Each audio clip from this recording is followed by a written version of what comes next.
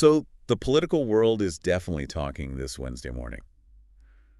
Big news coming out of Illinois. Yeah, quite significant. Senator Dick Durbin announced he's not running again in 2026. Exactly. He'll finish out his current term, but that's it. And the way he announced it, pretty personal. A video on X, I believe. That's right. He said, let me get the quote right. "I truly love the job of being a United States Senator, but in my heart, I know it is time to pass the torch." Pass the torch. Seems quite definitive. It does. And then he followed up. "So, I am announcing today I will not be seeking re-election at the end of my term." Pretty clear. Very clear. And when you think about his career, it's been a long one. Oh, incredibly long. He's the senior senator for Illinois, first elected way back in '96. Right. He filled Paul Simon's seat. So that's, what, almost 30 years in the Senate? Just about. And actually, he served longer in the Senate than anyone else from Illinois. Ever. Wow. That's quite a milestone, a huge amount of experience there. Absolutely. And he's not just been, a backbencher. He's right up there in leadership. He is. Currently the Senate Democratic Whip. Which, for listeners, that's the #2 leadership position for the Democrats in the Senate. A really key role. Definitely key. And he's held that position since 2005, re-elected every 2 years since then. That kind of stability in leadership, it tells you a lot about his standing within the party. It really does. The whip's job is crucial for party discipline, for vote counting, for strategy. Holding it that long, it speaks volumes. And it's not all, right? He's got major committee assignments, too. Oh, absolutely. He's the top Democrat, the ranking member on the Senate Judiciary Committee. Okay, so dealing with judges, nominations, major legal issues. Exactly. Plus, he's on Appropriations. That's the committee holding the purse strings. Right. And the Agriculture, Nutrition, and Forestry Committee as well. So his influence is, well, pretty widespread. So given this announcement, it feels like a good moment to take stock, do a bit of a deep dive into his career and what this retirement might mean.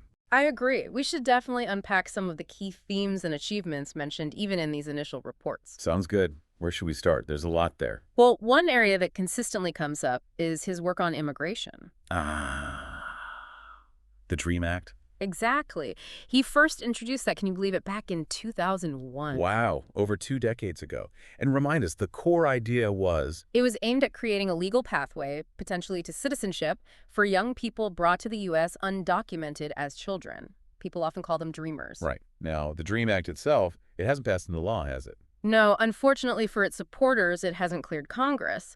But Durbin's constant push on this was a really significant factor leading up to the Obama administration creating DACA in 2012. DACA. Deferred Action for Childhood Arrivals. Precisely. Which gave temporary protection from deportation and work authorization to many of those same young people. So while not the full legislative goal, it was a major step influenced by his advocacy. Shows real persistence on an issue over, decades. It really does. Then, shifting gears a bit, there's also his role in the First Step Act. Okay, tell me about that one. That was signed in 2018. What's interesting is it was a bipartisan effort under President Trump focused on criminal justice reform. Bipartisan under Trump. That definitely stands out. It does. Durbin championed it. The act aimed to reform some federal sentencing laws, make some retroactive, and also bolster programs to help incarcerated individuals prepare for release.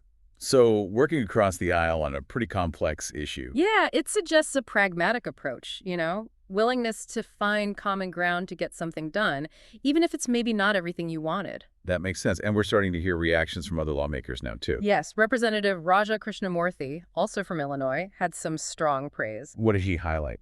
He called Durbin's career exemplary, talked about his work ethic and his profound and lasting positive impact. Well, Krishnamoorthi listed quite a few areas: healthcare affordability, infrastructure investment, tackling gun violence, obviously his work for Dreamers, public health, supporting working families. Quite a list. It covers a lot of ground. It really does. He also specifically mentioned Durbin's expert leadership on the Senate Judiciary Committee, which we talked about. Right, the judges. Exactly. Krishnamoorthi credited him with overseeing the confirmation of a record 235 federal judges. Wow.